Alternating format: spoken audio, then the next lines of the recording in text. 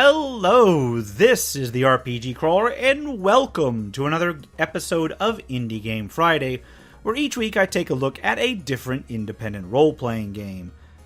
This week, I'm taking a look at a sort of sequel to an action RPG game with some very, very light RPG elements. This one increases to a degree those elements, Heroes of Hammerwatch. Developed and published by Crackshell and released on March 1st, 2018, it is available on both Steam and GOG.com. Heroes of Hammerwatch is a follow-up to Hammerwatch, an action RPG light with multiplayer and pixel aesthetic from back in 2013.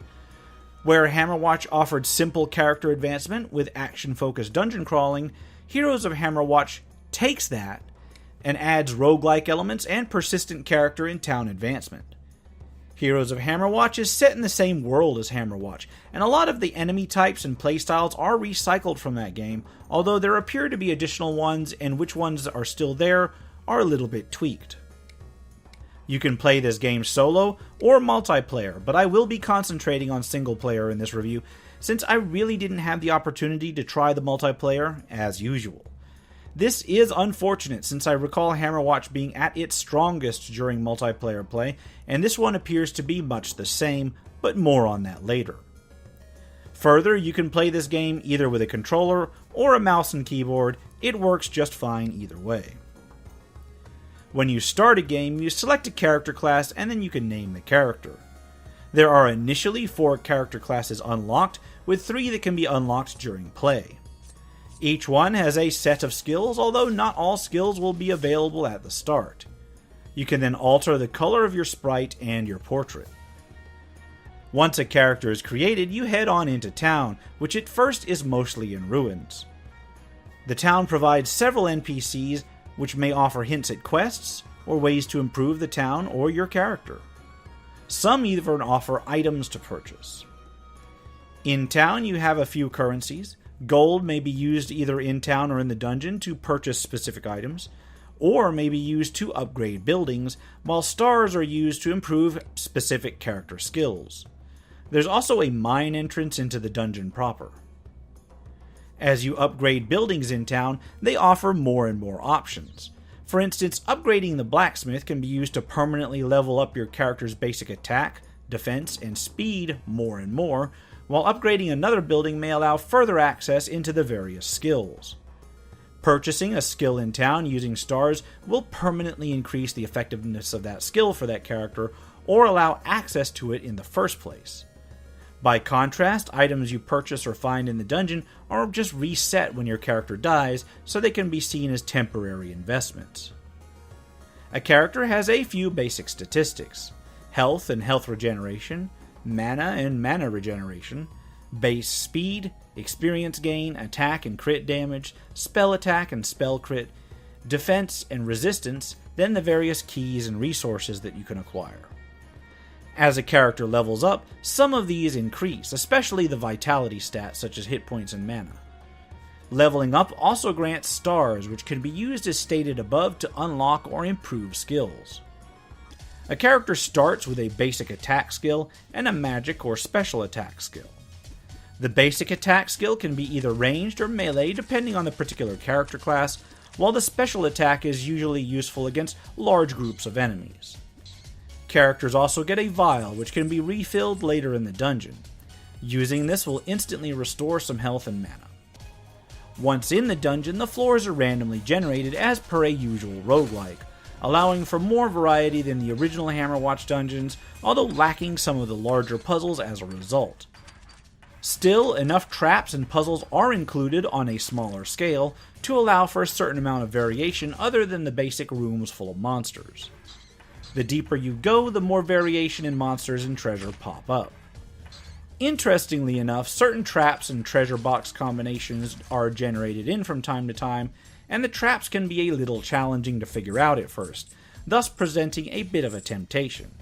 It's not required, of course, to get these treasure chests, but their contents can be worthwhile enough that just trying to figure out how to evade the traps may lead you into danger, just trying to get to the chest.